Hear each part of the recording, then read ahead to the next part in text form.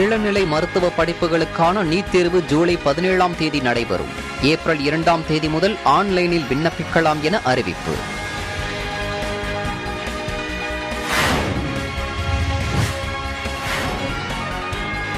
தமிழகத்தில் 28 சுங்கச்சாவடிகளில் கட்டண உயர்வு அமல். கார்களுக்கு 10 ரூபாயும் கனரக வாகனங்களுக்கு 40 ரூபாயும் கட்டண உயர்வு.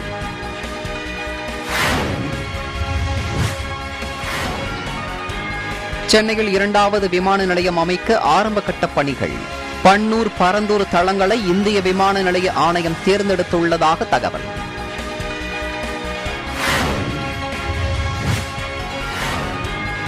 சென்னையில் பைக் ரேஸில் ஈடுபட்ட இளைஞருக்கு உயர்நீதிமன்றம் நூதன தண்டனை. ஸ்டான்லி மருத்துவமனையில் வார்டு பாய்களுக்கு உதவியாளராக பணிபுரிய உத்தரவு.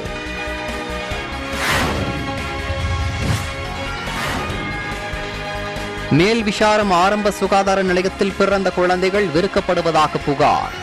விசாரணை குழு அமைக்கப்பட்டுள்ளதாக மாவட்ட ஆட்சியர் பாஸ்கர பாண்டியன் விளக்கம்.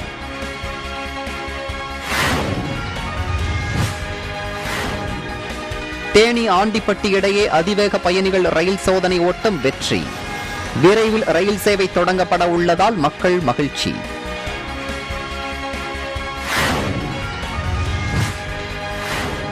கோவில்பட்டியில் மே 18 முதல் 29 வரை 12வது தேசிய அளவிலான ஆடவர் ஹாக்கி போட்டி.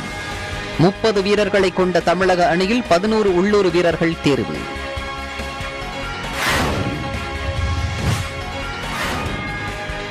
இலங்கையில் எரிபொருள் சமையல் எரிவாயுவுக்கு பெரும் தட்டுப்பாடு. அத்தியாவசிய பொருட்களின் விலையேற்றத்திற்கு எதிராக வவுனியாவில் மக்கள் போராட்டம்.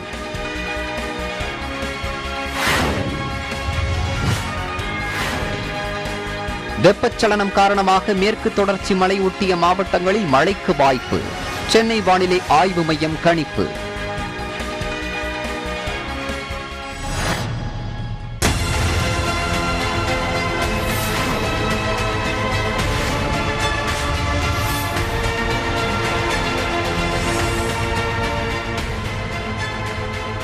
ஒரு பெண் திருமணம் ஆகாத போதும் பெற்றோரிடமிருந்து தனக்கான திருமண செலவுகளை இந்து தத்தெடுப்பு சட்டம் மற்றும் பராமரிப்பு சட்டம் 1956 பிரிவுகளின் கீழ் உரிமை கோர முடியும் என்று சத்தீஸ்கர் உயர்நீதிமன்றம் உத்தரவிட்டுள்ளது.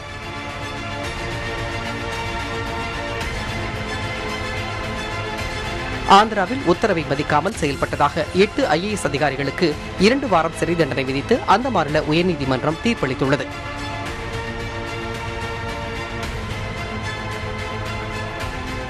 மகாராஷ்டிராவில் ஏப்ரல் 2ஆம் தேதி முதல் அனைத்து விதமான கரோனா கட்டுப்பாடுகளும் முடிவிற்கு வருவதாக அந்த மாநில அரசு அறிவித்துள்ளது.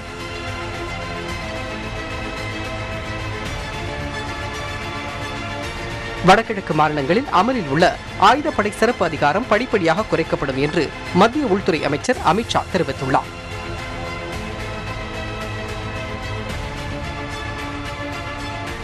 இந்தியாவில் 2 ஆண்டுகளில் பெட்ரோல் வாகனங்களுக்கு நிகரான விலையில் மின்சார வாகனங்கள் இருக்கும் என்று மத்திய அமைச்சர் நிதின் கட்கரி கூறியுள்ளார்.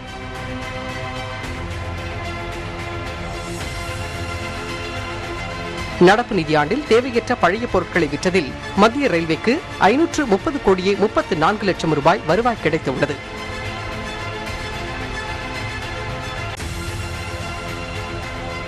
கேரளாவில் புதிதாக 429 பேருக்கு கொரோனா பாதிப்பு உறுதியாகியுள்ளது.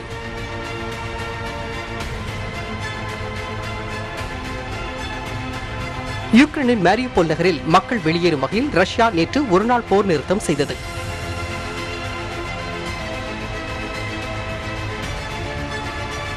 ரஷ்யாவுடன் இணைந்து மேற்கொண்டு வரும் இயற்கை எரிவாயு தடுக்கும் திட்டத்தை கைவிடப் போவதில்லை என்று ஜப்பான் தெரிவித்துள்ளது.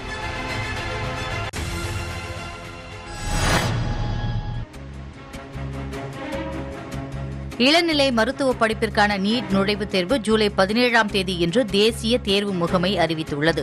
தமிழ் உள்ளிட்ட 13 மொழிகளில் நடைபெறவுள்ள நீட் தேர்வுக்கு ஏப்ரல் 2ஆம் தேதி முதல் மே 7ஆம் தேதி வரை ஆன்லைனில் விண்ணப்பிக்கலாம் என்றும் தெரிவிக்கப்பட்டுள்ளது.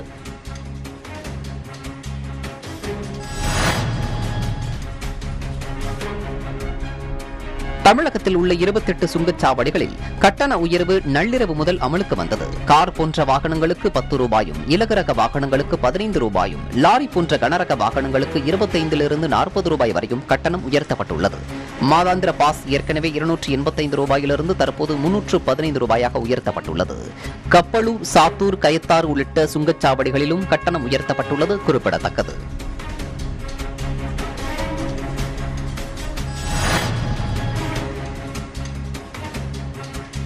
சென்னையில் 2வது விமான நிலையம் அமைக்க பன்னூர், பரந்தூர் ஆகிய 2 தளங்களை இந்திய விமான நிலைய ஆணையத்தால் தேர்ந்தெடுக்கப்பட்டுள்ளதாக தகவல் தெரிவிக்கப்பட்டுள்ளது.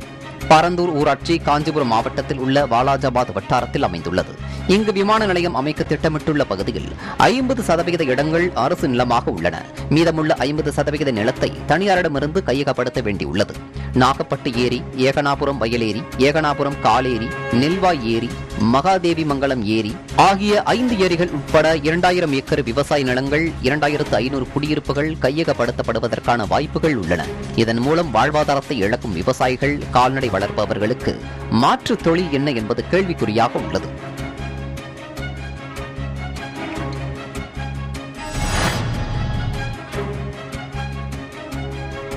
சென்னையில் பைக் ரேஸில் ஈடுபட்ட இளைஞருக்கு உயர்நீதிமன்றம் நூதன தண்டனை வழங்கியுள்ளது.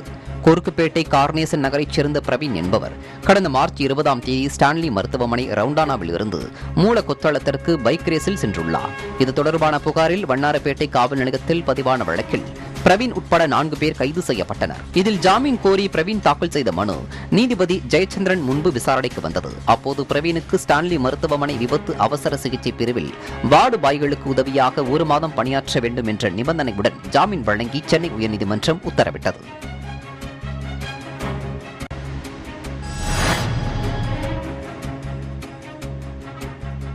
ராணிப்பேட்டை மேல்விசாரம் அரசு ஆரம்ப சுகாதார நிலையத்தில் பிறந்த குழந்தைகளை விற்பனை செய்ததாக புகார் எழுந்துள்ளது. மருத்துவமனையில் பணியாற்றும் ஊழியர்களான தனலட்சுமி, பரிமளா, சுப்பிரமணி ஆகியோர் ஆண் குழந்தைகள் எனில் 10 லட்சத்திற்கும், பெண் குழந்தை எனில் 5 லட்சத்திற்கும் விற்பனை செய்ததாக கூறி வாட்ஸ்அப் வலைதளங்களில் வெளியிட்டுள்ள ஆடியோ வைரலானது. இது தொடர்பாக மாவட்ட ஆட்சியர் பாஸ்கர பாண்டியன் அளித்த பேட்டியில், மருத்துவ சுகாதார பணிகள் உதவி இயக்குநர் மணிமாறன் தலைமையில் குழு அமைத்து விசாரணை நடைபெற்று வருவதாகவும், குற்றம் நிரூபிக்கப்பட்டால் கடுமையான நடவடிக்கை எடுக்கப்படும் என தெரிவித்தார். ஆரம்ப சுகாதார நிலையத்தில் குழந்தையை வேறு நபர்களுக்கு விட்டுறதாக வந்த புகாரின் அடிப்படையில் டிடி ஹெல்த்தை நாம் என்கொயரி பண்ண சொல்லி டைரக்ஷன் கொடுத்துருக்கோம். டிடி ஹெல்த் என்கொயரி பண்ணிகிட்டு இருக்காங்க. இந்த விசாரணையினுடைய அறிக்கையின் அடிப்படையில் தவறு இருப்பது என்று நிரூபிக்கப்பட்டால் நிச்சயமாக கடுமையான நடவடிக்கை மேற்கொள்ளப்படும்.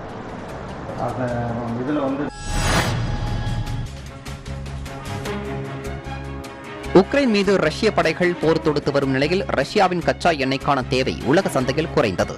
இதனால் இந்தியாவிற்கு பேரல் ஒன்றுக்கு $35 தள்ளுபடி விலையில் கச்சா எண்ணெய் வழங்க ரஷ்யா முன்வந்துள்ளது. நடப்பாண்டில் 1.5 கோடி பேரல்கள் எண்ணெயை இந்தியா வாங்க வேண்டும் என ரஷ்யா விரும்புவதாக கூறப்படுகிறது. மேலும் இது தொடர்பாக அரசு மட்டத்தில் பேச்சுவார்த்தை நடைபெற்று வருகிறது.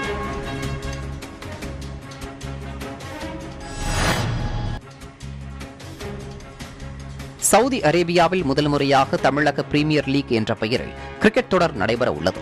இதில் சவுதி வாழ் தமிழர்கள் போட்டிகளில் விளையாடுகின்றனர். 8 ஓவர் போட்டிகளாக இந்த கிரிக்கெட் தொடர் நடத்தப்படுகிறது. 8 அணிகள் பங்கேற்றுள்ள இந்த தொடரில் லீக் சுற்றில் போட்டிகள் நடத்தப்படுகின்றன.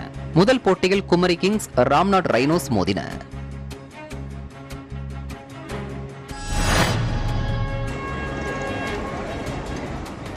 தேனி ஆண்டிப்பட்டி இடையேயான 17 கிலோமீட்டர் வழித்தடத்தில் 120 கிலோமீட்டர் அதிவேக பயணிகள் ரயில் சோதனை ஓட்டம் நடைபெற்றது. அங்கு 120 கிலோமீட்டர் அதிவேக சோதனை ஓட்டம் நடத்த திட்டமிட்டு தென்னக ரயில்வே சார்பில் பொதுமக்களுக்கு எச்சரிக்கை முன்னறிவிப்பு செய்யப்பட்டது. முன்னதாக மும்பை மத்திய அரசு ரயில்வே பாதுகாப்பு ஆணையர் மனோஜ் அரோரா ரயில் பாதையை ஆய்வு செய்தார். ஆய்விற்கு பின் ரயிலுக்கு சிறப்பு பூஜைகள் நடத்தப்பட்டு 120 கிலோமீட்டர் அதிவேக சோதனை ஓட்டம் வெற்றிகரமாக நடைபெற்றது. 10 ஆண்டுகளுக்கு பின் தேனிக்கு ரயில் சேவை துவங்கப்பட உள்ளதால் மாவட்ட மக்கள் மகிழ்ச்சி அடைந்துள்ளனர்.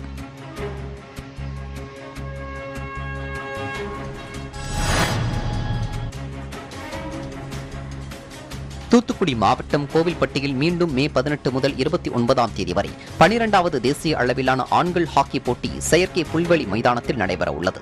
இதில் தமிழக அணியில் விளையாடுவதற்காக தேர்வு செய்யப்பட்டுள்ள 30 வீரர்களில் கோவில்பட்டியைச் சேர்ந்த 11 வீரர்கள் இடம்பெற்றுள்ளனர். கோவில்பட்டியைச் சேர்ந்த முருகேஷ், மாதவன், சந்தோஷ், நவீன், ராஜகுமார், திவாகர், மாதவன், முத்துக்குமார், சந்திரநாத், ஆனந்தராஜ், திலீபன், முத்துக்குமார் ஆகிய 11 வீரர்களும் ஒடிசாவில் நடைபெறும் பயிற்சி முகாமிற்கு சென்றுள்ளனர். போன வாட்டி 5 பேர் இந்தியன் கேம்புக்கு செலக்ட் ஆயிருந்தாங்க. இந்த வாட்டி அதோட கூடுதலாக செலக்ட் ஆகணும். இந்த வருஷம் நேஷனல்ஸ் அங்கே வின்னர்ஸ் அடிக்கணும், தமிழ்நாட்டை எங்கள் பக்கம் திரும்பி பார்க்க வைக்கணும். இந்த மாதிரி டஸ்ட்டு அங்கெல்லாம் எங்கேயும் கிடைக்காது, எங்களுக்கு கிடச்சிருக்கு. அதனால் நாங்கள் அதை யூஸ் பண்ணிக்கிட்டு நல்லா ஹார்ட் ஒர்க் பண்ணி நல்லா மேட்ச் விளாண்டு மேட்ச் வின்னர்ஸ் அடிக்கணும். அதனால் தமிழ்நாட்டுக்கு நல்லா பெருமை சேர்க்கணும். எங்கள் முக்கியமாக எங்கள் கோச்சுக்கு தான் பெருமை சேர்க்கணும். ஏன்னா இந்த பெருமை எல்லாமே அவருக்கு தான் சேரும். அவர் தான் எங்களை இந்த மாதிரி ப்ராக்டிஸ் பண்ணி ஒரு சிலையை வடிவமைச்சு கொண்டு வந்திருக்காரு. அதனால் எல்லா பெருமையும் அவருக்கு தான் சேரும்.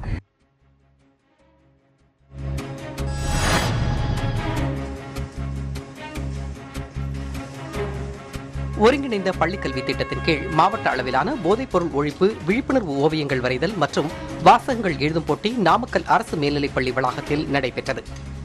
இந்த போட்டியில் 150க்கும் மேற்பட்ட மாணவ மாணவிகள் கலந்து கொண்டு போதைப் பொருட்களால் ஏற்படும் தீமைகள் குறித்து பலவித வண்ணங்களில் தத்ரூபமான ஓவியங்களை வரைந்தனர்.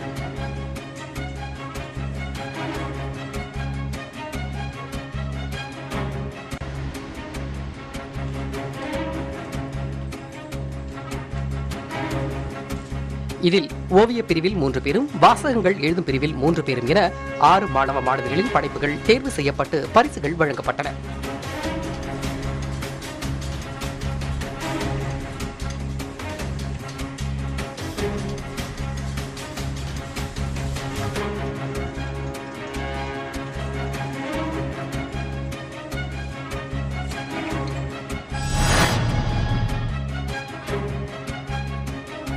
தென்காசி முத்தாரம்மன் கோவிலில் பூக்குழி இறங்கி பக்தர்கள் நேர்த்திக்கடன் செலுத்தினர். தென்காசி அருள்மிகு மேலமுத்தாரம்மன் திருக்கோவிலில் பங்குனி பெருந்திருவிழா கடந்த 21ஆம் தேதி கொடியேற்றத்துடன் தொடங்கியது. நாள்தோறும் அம்பாளுக்கு அபிஷேகம், தீபாராதனை, வீதி உலா போன்ற நிகழ்ச்சிகள் நடைபெற்று வருகின்றன. 16 நாட்கள் நடைபெறும் இந்த விழாவின் முக்கிய நிகழ்வான பூக்குழி இறங்கும் திருவிழாவில் 250க்கும் மேற்பட்ட பக்தர்கள் பூக்குழியில் இறங்கி நேர்த்திக்கடனை செலுத்தினர்.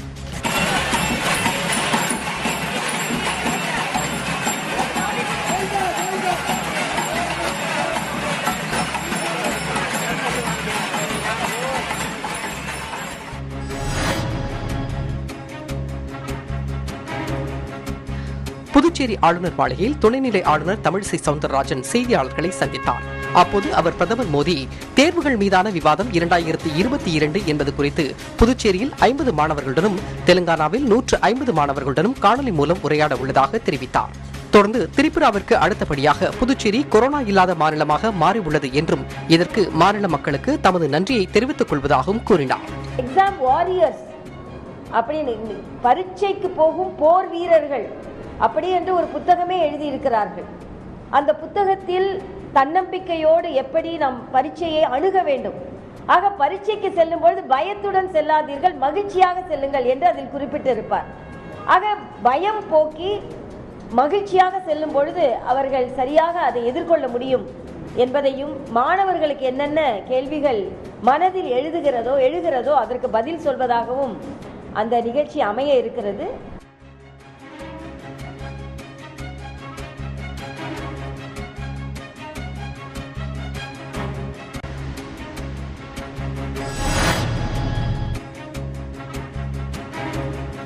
திருச்சி மாவட்டம் சமயபுரம் அருகே இருங்கல்லூர் ஊராட்சியில் உள்ள SRM மருத்துவக் கல்லூரி வளாகத்தில் போதை பழக்கத்திற்கு எதிராக விழிப்புணர்வு நிகழ்ச்சி நடைபெற்றது. இதில் திருச்சி மத்திய மண்டல காவல்துறை IG பாலகிருஷ்ணன் சிறப்பு விருந்தினராக கலந்து கொண்டு குத்து விளக்கேற்றி விழாவை துவக்கி வைத்தார். அப்போது பேசிய அவர், மாணவர்கள் மட்டுமில்லாமல் மாணவிகளும் போதை பழக்கத்திற்கு அடிமையாகி வருகிறது மிகுந்த வருத்தம் அளிக்கிறது என்றார். போதை பழக்கத்திற்கு அடிமையாகக்கூடிய இளைஞர்களை கண்டறிந்து அவர்களுக்கு கவுன்சிலிங் மற்றும் ரீஹாபிலிட்டேஷனுக்காக என்னென்ன செய்ய வேண்டும் என்பதையும் காவல்துறை மத்திய மண்டலத்தில் உள்ள எல்லா மாவட்டங்களிலும் செய்து வருகின்றது.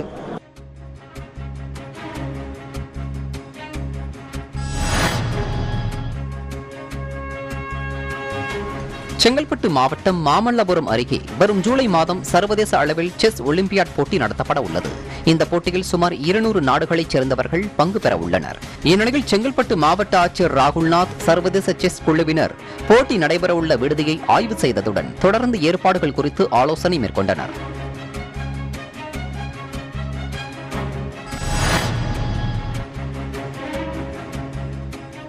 சென்னை மெரினா கடற்கரை சாலைகளில் கடந்த 10 நாட்களில் பைக் சாகசத்தில் ஈடுபட்டதாக 37 இளைஞர்களை காவல்துறையினர் கைது செய்தனர்.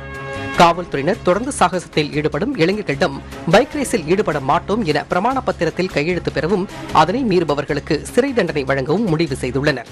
மேலும் அதிக சத்தம் எழுப்பக்கூடிய வாகனங்களை தயார் செய்து தரக்கூடிய மெக்கானிக் கடைகள் மீது நடவடிக்கை மேற்கொள்ளப்படும் எனவும் போக்குவரத்து காவல்துறையினர் எச்சரிக்கை விடுத்துள்ளனர்.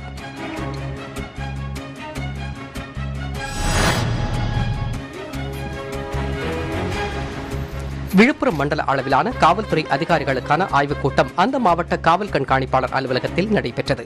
அந்த கூட்டத்தில் கலந்து கொண்ட பின்னர் செய்தியாளர்களை சந்தித்த டிஜிபி சைலேந்திரபாபு காவல்துறையினரின் மனநலம் மற்றும் உடல்நலத்தை பேணிக்காக்க வாரம் ஒரு நாள் விடுமுறை அளிக்கப்படுவதாக தெரிவித்தார். மேலும் பாலியல் குற்றங்களில் ஈடுபடும் நபர்களுக்கு விரைவாக தண்டனை பெற்றுத்தர நடவடிக்கை மேற்கொள்ளப்பட்டு வருவதாகவும் அவர் தெரிவித்தார்.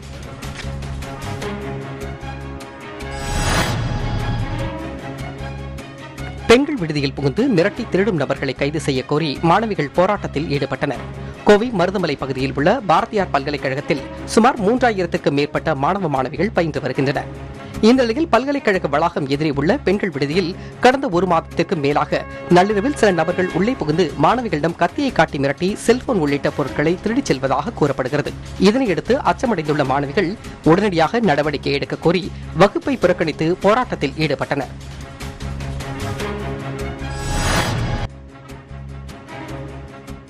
இலங்கையில் எரிபொருளுக்கும் சமையல் எரிவாயுவுக்கும் பெரும் தட்டுப்பாடு ஏற்பட்டுள்ளது. நுவரெலியாவில் 2 வர்த்தக நிலையங்கள் வாயிலாக சமையல் எரிவாயு விநியோகிக்கப்பட்டு வந்தது. இந்நிலையில் நெருக்கடி நிலைமையை பயன்படுத்தி அதிக விலைக்கு எரிவாயு விநியோகித்த வர்த்தகர் ஒருவரின் அனுமதி பத்திரத்தை லிட்ரோ நிறுவனம் இடைநிறுத்தி வைத்துள்ளது. இந்நிலையில் மற்ற வர்த்தக நிலையத்தில் உள்ள உரிமையாளர் வாடிக்கையாளர்களை மதித்து நடப்பதில்லை என குற்றம் சாட்டப்பட்டுள்ளது. இதையடுத்து சம்பந்தப்பட்ட உரிமையாளர் வாடிக்கையாளர்களிடம் மன்னிப்பு கோரினார். அதன் பிறகு சில வாடிக்கையாளர்களுக்கு எரிபொருள் விநியோகிக்க நடவடிக்கை எடுக்கப்பட்டது. இதனிடையே அத்தியாவசிய பொருட்களின் வெளியேற்றத்திற்கு எதிராக வவுனியாவில் மக்கள் போராட்டம் நடத்தினர். மண்ணெண்ணெய், பெட்ரோல் மற்றும் சமையலறை உபகரணங்களை சுமந்து போராட்டத்தை மேற்கொண்டனர்.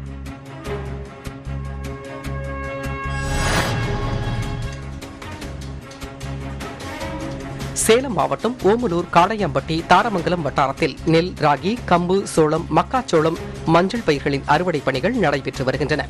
இதனிடையே அறுவடை செய்யப்பட்ட தானியங்களில் நெல்மணிகளை மழை மற்றும் காற்றில் பாதிக்கப்படாமல் பாதுகாக்க தமிழக அரசு விவசாயிகளுக்கு மானிய விலையில் படுதா எனப்படும் தார்பாய் வழங்கி இருக்கிறது. இதனால் 450க்கும் மேற்பட்ட விவசாயிகள் பயனடைந்துள்ளனர்.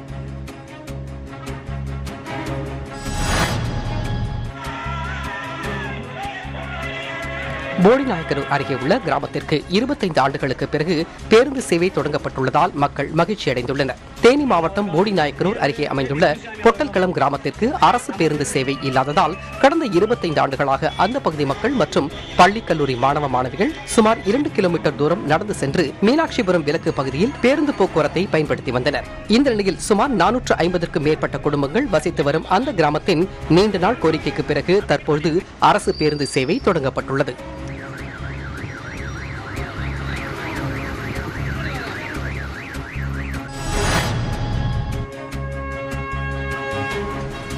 சென்னை மயிலாப்பூர் கபாலீஸ்வரர் கோவிலில் உள்ள மயில் சிலை காணாமல் போனது குறித்து விசாரிக்க ஓய்வு பெற்ற உயர்நீதிமன்ற நீதிபதி வெங்கட்ராமன் தலைமையில் உண்மை கண்டறியும் குழு அமைத்துள்ளதாக இந்து சமய அறநிலையத்துறை சென்னை உயர்நீதிமன்றத்தில் தெரிவித்துள்ளது.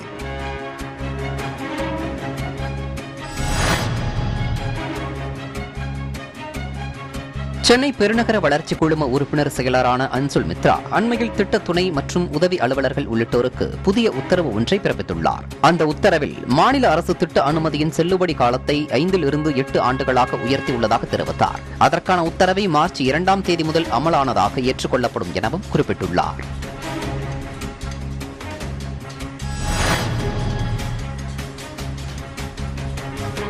ஓமலூர் உள்ளிட்ட பகுதிகளில் உரிய ஆவணங்களின்றி இருப்பில் வைத்திருந்த 450 கிலோ விதைகளை விற்பனை செய்ய அதிகாரிகள் தடை விதித்தனர்.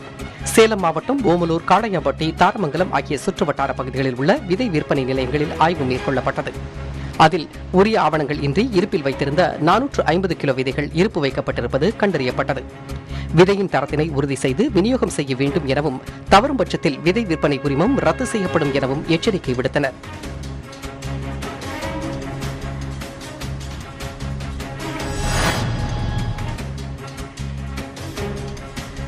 நாமக்கல் மாவட்டத்தில் உத்திரகிடிக்காவல் ஊராட்சிக்குட்பட்ட அட்டைக்கரடு பகுதியில் பல ஏக்கர்களில் வனத்துறைக்கு சொந்தமான நிலப்பகுதி உள்ளது. அப்பகுதியில் சிலர் குத்தகை அடிப்படையில் விவசாயம் செய்து வருகின்றனர். இந்நிலையில் அப்பகுதியில் ஜேசிபி இயந்திரங்களை கொண்டு சட்டவிரோதமாக மண் அள்ளி இரவு பகலாக லாரிகளில் கடத்தப்படுவதாக புகார் எழுந்துள்ளது. தனியார் நிலங்களில் கூட 1 மீட்டர் மட்டுமே அனுமதி உள்ள நிலையில் சிலர் சட்டவிரோதமாக மண்ணை அள்ளி கடத்துவதை வருவாய் கனிம வளத்துறை அதிகாரிகள் விரைவில் தடுத்து நடவடிக்கை எடுக்க வேண்டும் என அப்பகுதி விவசாயிகள் கோரிக்கை விடுத்துள்ளனர்.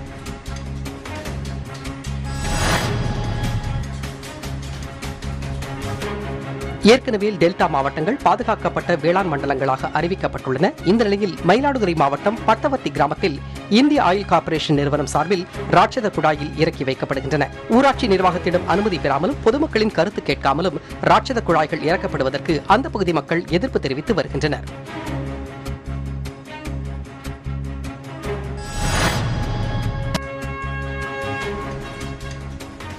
தருமபுரி மாவட்டம் பாலக்கோடு அரசு போக்குவரத்து தரப்பிலிருந்து காரிமங்கலம் செல்லும் நகர பேருந்து எண் 6 அடிக்கடி பழுது ஏற்படுவதாக புகார் எழுந்துள்ளது. மேலும் இதனை பேருந்தில் உள்ள மாணவர்கள் பொதுமக்கள் கீழே இறங்கி தள்ளி எடுத்துச் செல்வதாக குற்றச்சாட்டு தெரிவிக்கப்பட்டுள்ளது. எனவே அந்த பேருந்தை நிறுத்திவிட்டு மாற்று பேருந்தை இயக்க வேண்டும் என்று பொதுமக்கள் கோரிக்கை விடுத்துள்ளனர்.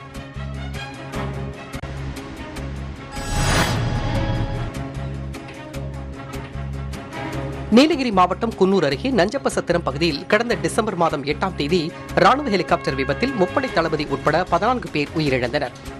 அந்த சமயத்தில் மீட்பு பணியில் உடனிருந்த அந்த பகுதி கிராம மக்களுக்கு மெட்ராஸ் ராணுவ மையத்தின் சார்பில் இலவச மருத்துவ முகாம் நடைபெற்றது. இதில் அந்த பகுதி மக்கள் ஏராளமானோர் கலந்து கொண்டு பயன்பெற்றனர்.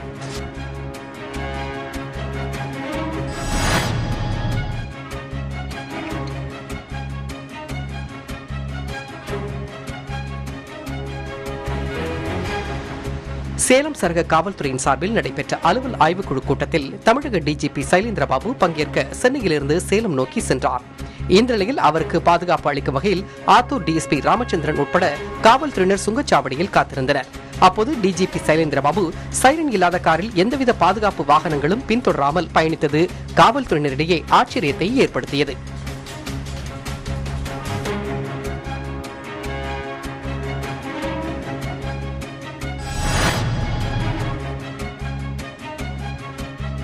சென்னை கண்ணகி நகரில் வசிக்கும் பள்ளி மாணவர்கள் சிலர் அங்குள்ள இரவு பாடசாலையில் சிலம்பம் பயின்றுள்ளனர். அவர்களில் 4 பேர் ஏப்ரல் 2ஆம் தேதி நேபாளில் நடக்கவுள்ள சிலம்ப போட்டிகளில் கலந்து கொள்ள தேர்வாகியுள்ளனர். இந்நிலையில் கண்ணகி நகர் சென்ற தாம்பரம் காவல் ஆணையர் ரவி தொண்டு நிறுவனங்களின் சார்பில் அவர்களுக்கு தலா 15,000 ரூபாய் நிதி உதவி வழங்கினார். அப்போது மாணவர்கள் தங்களது திறமைகளை வெளிப்படுத்தி அவருக்கு நன்றி தெரிவித்துக் கொண்டனர்.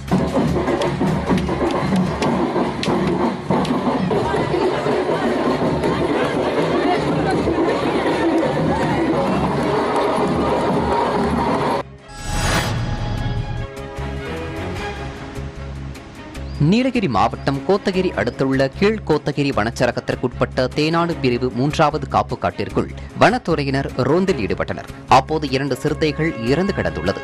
இதையடுத்து சிறுத்தைகளின் உடல் பிரேத பரிசோதனை செய்யப்பட்டு ஆய்விற்காக முக்கிய உறுப்புகள் சேகரிக்கப்பட்டது. பிரேத பரிசோதனை ஆய்வின் முடிவில் சிறுத்தைகள் இறப்பிற்கான காரணம் தெரியவரும் என வனத்துறையினர் தெரிவித்தனர்.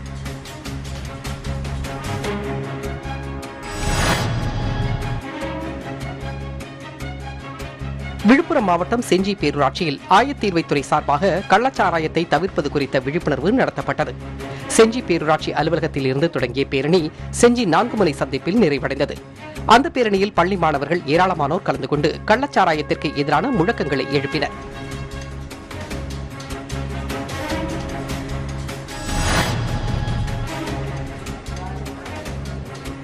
நாமக்கல் மாவட்டத்தில் திருநங்கைகள் தினத்தை முன்னிட்டு திருச்செங்கோடு வரக்கூராம்பட்டியில் மகளிர் திட்டத்தின் சார்பாக கலை நிகழ்ச்சி ஏற்பாடு செய்யப்பட்டது. அதில் திருச்செங்கோடு மற்றும் குமாரபாளையம் பகுதியைச் சேர்ந்த திருநங்கைகள் ஆடல் பாடல் நிகழ்ச்சியில் தங்கள் திறமைகளை வெளிப்படுத்தினர். அதில் சிறப்பாக ஆடியவர்களுக்கு பரிசுகள் வழங்கப்பட்டது.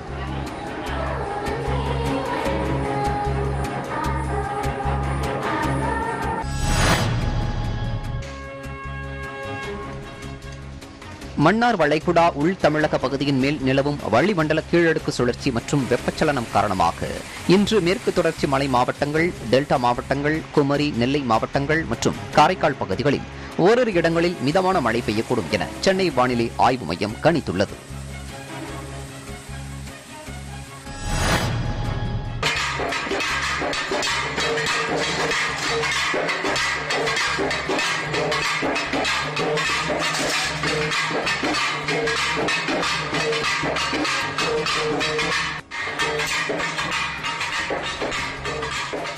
அரியலூர் மாவட்டம் பொய்யாதநல்லூர் கிராமத்தில் மகா பிரத்யங்கிரா தேவிக்கு மகா சண்டியாகம் நடைபெற்றது. பிரத்யங்கிரா தேவிக்கு மாசி மாத அமாவாசையை முன்னிட்டு மகா சண்டியாகம் நடைபெற்றது. பக்தர்கள் தங்களது நேர்த்திக்கடன் மற்றும் வேண்டுதலுக்காக மஞ்சள், குங்குமம், ஜாதிக்காய், வசம்பு, கடுக்காய், ரோஜா இதழ்கள், ஆரஞ்சு, ஆப்பிள், திராட்சை, செவ்வாழை ஆகியவற்றை யாகத்தில் போட்டனர். இதில் ஏராளமான பக்தர்கள் கலந்து கொண்டு அம்மனை தரிசனம் செய்தனர். பின்னர் பக்தர்களுக்கு அன்னதானம் வழங்கப்பட்டது.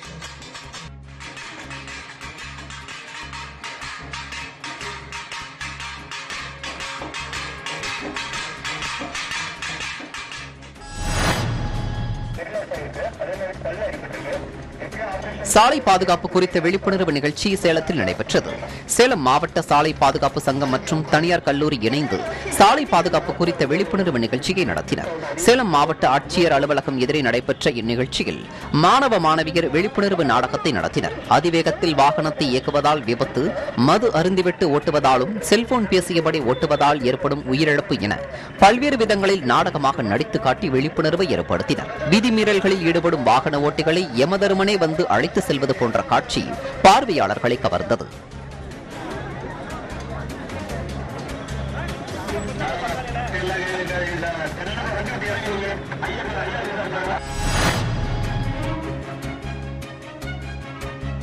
பொள்ளாச்சியில் பாசமாக வளர்த்து வரும் நாய்க்கு 7 வகையான சாப்பாட்டுடன் வளைகாப்பு நடத்திய சம்பவம் நெகிழ்ச்சியை ஏற்படுத்தியது.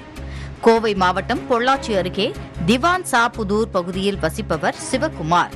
இவர் பொமேரியன் வகை நாய் ஒன்றை வளர்த்து வருகிறார். தற்போது பெண் நாய் கருவுற்ற நிலையில் தனது சொந்தங்களை அழைத்து 7 வகையான உணவுகளுடன் வளைகாப்பு நடத்தியுள்ளனர். நாய்க்கு வளையல் அணிவித்து குங்குமம் வைத்து வளைகாப்பு நடத்திய சம்பவம் அந்த பகுதி மக்களிடையே நெகிழ்ச்சியை ஏற்படுத்தியுள்ளது.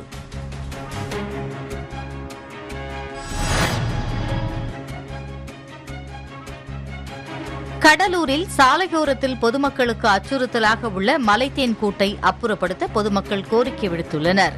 கடலூர் மாவட்டம் விருத்தாசலம் புதுக்குப்பம் பகுதி ஜங்ஷன் சாலையில் உள்ள குடியிருப்பு பகுதியில் மலைத்தேனி கூடு உள்ளது.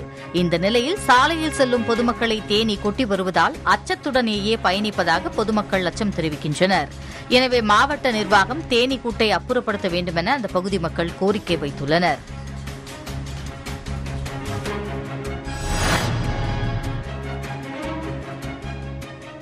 கடலூர் மாவட்டம் விருதாச்சலத்தில் செயல்பட்டு வரும் ஒழுங்குமுறை விற்பனை கூடத்தில் விவசாயிகள் விளைவித்த நெல், உளுந்து, மணிலா உள்ளிட்ட தானியங்கள் எடுத்து வரப்பட்டு விற்பனை செய்வது வழக்கம். இந்த நிலையில் விருதாச்சலம் ஒழுங்குமுறை விற்பனை கூடத்தில் மணிலாவிற்கு ஏற்கனவே 7,600 ரூபாய் விலை நிர்ணயித்த நிலையில் அதனை 6,000 ரூபாயாக குறைத்ததை கண்டித்து விவசாயிகள் சாலை மறியலில் ஈடுபட்டனர்.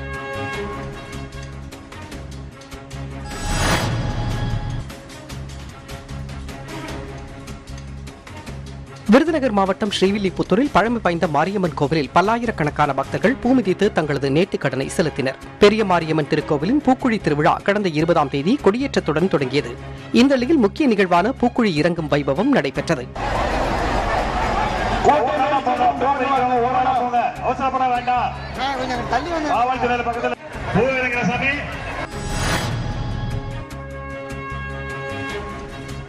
திருப்பூர் மாவட்டத்தில் விவசாயிகள் குறைகேட்பு கூட்டம் நடைபெற்றது. அதில் தங்களிடம் தடையின்மை சான்று கேட்டு அலைக்கழிக்கப்படுவதாகவும் அதனை தடுத்து நிறுத்தவும் கோரி மாவட்ட நிர்வாகத்திடம் விவசாயிகள் வலியுறுத்தினர்.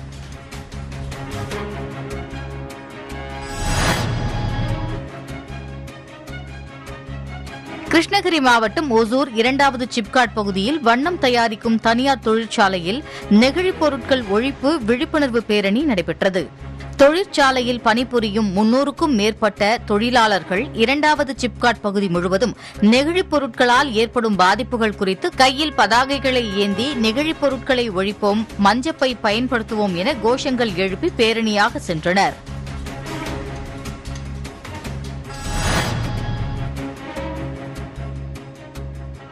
நாமக்கல் மாவட்டம் திருச்செங்கோட்டில் வருவாய் கோட்டாட்சியர் புதிய பேருந்து நிலையத்தில் பொதுமக்களுக்கு விழிப்புணர்வு ஏற்படுத்தும் வகையில் கள்ளச்சாராயத்திற்கு எதிரான விழிப்புணர்வு பரப்புரையில் ஈடுபட்டார்.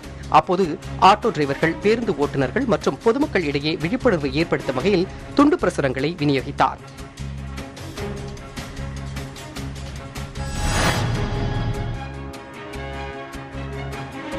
சேலம் மாவட்டம் அரசு கலைக்கல்லூரி தன்னாட்சி பிரிவின் பட்டமளிப்பு விழா நடைபெற்றது.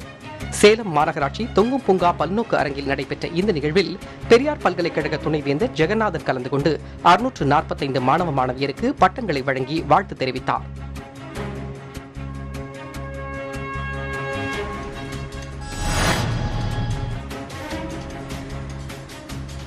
சிவகங்கை மாவட்டம் மானாமதுரை வைகை ஆற்றில் அரசு மணல் குவாரி அமைக்க திட்டமிடப்பட்டுள்ளது. அதனை கைவிட வலியுறுத்தி காவிரி, வைகை, குண்டாறு பாசன விவசாயிகள் கூட்டமைப்பு மற்றும் தமிழ்நாடு அனைத்து விவசாயிகள் சங்கத்தினர் பார்த்திபனூர் மதகு அணையில் ஆர்ப்பாட்டம் மேற்கொண்டனர்.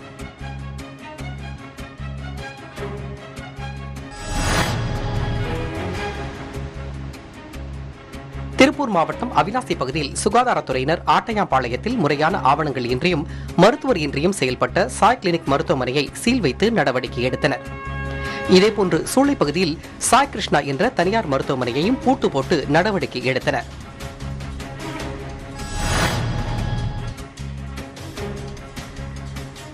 புதுக்கோட்டை மாவட்டம் கீரனூர் ரயில் நிலையத்தில் கொரோனா காலகட்டத்திற்கு பின்பு ஒரே ஒரு பயணிகள் ரயில் மட்டுமே நின்று செல்கிறது. இந்த நிலையில் அந்த வழித்தடத்தில் இயக்கப்படும் அனைத்து ரயில்களும் கீரனூரில் நிறுத்திச் செல்ல வேண்டும் என பொதுமக்கள் மற்றும் சமூக ஆர்வலர்கள் தொடர்ந்து கோரிக்கை விடுத்துள்ளனர். இது தொடர்பாக அறவழிக்குழு என்ற அமைப்பினர் அன்னதானம் வழங்கி நூதன போராட்டத்தில் ஈடுபட்டனர்.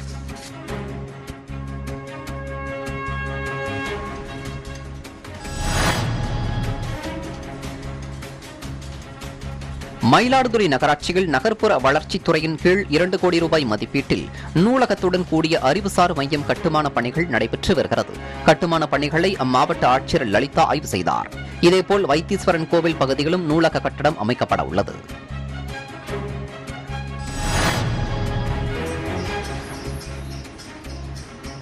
திருப்பூர் மாவட்ட ஆட்சியர் அலுவலக கூட்டரங்கில் உலக திருநங்கைகள் தினத்தை முன்னிட்டு கலை நிகழ்ச்சிகள் நடத்தப்பட்டன. தமிழ்நாடு மாநில ஊரக நகர்ப்புற வாழ்வாதார இயக்கம் மற்றும் சமூக நலத்துறையின் சார்பில் நடத்தப்பட்ட இந்த நிகழ்ச்சியில் 100க்கும் மேற்பட்ட திருநங்கைகள் நடனப் போட்டி, பாட்டுப் போட்டி மற்றும் ஃபேஷன் ஷோ என தங்கள் திறமைகளை வெளிப்படுத்தினர்.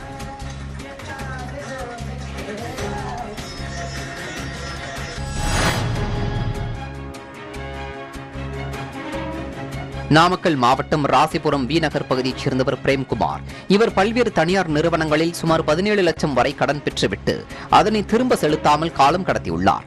இதுகுறித்த புகாரின் பேரில் போலீசார் விசாரணை மேற்கொண்டதில் நிதி நிறுவனங்களில் கடனாக பெற்ற பணத்தை ஆன்லைன் சூதாட்டத்தில் அவர் இழந்தது தெரியவந்தது. இதையடுத்து அவரை போலீசார் நீதிமன்றத்தில் ஆஜர்படுத்தி பின்னர் சிறையில் அடைத்தனர்.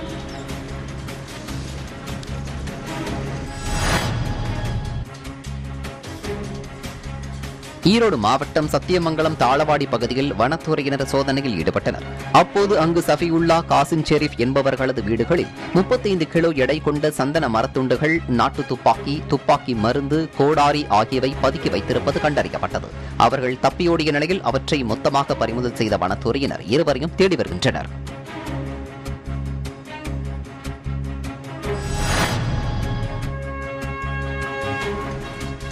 தர்மபுரி மாவட்டம் காரிமங்கலத்தில் காவல்துறையினர் சோதனையில் ஈடுபட்டனர். அப்போது காலப்ப நாயக்கனஹள்ளியில் உள்ள ராஜசேகர் என்பவரது வீட்டில் 20 மூட்டைகளில் இருந்த 600 கிலோ குட்கா பதுக்கி வைக்கப்பட்டிருப்பது தெரியவந்தது. இதனையடுத்து ராஜசேகரை கைது செய்ததுடன் அவற்றை காவல்துறையினர் பறிமுதல் செய்தனர். பறிமுதல் செய்யப்பட்ட குட்கா பொருட்களின் மொத்த மதிப்பு சுமார் 4,50,000 ரூபாய் என கூறப்படுகிறது.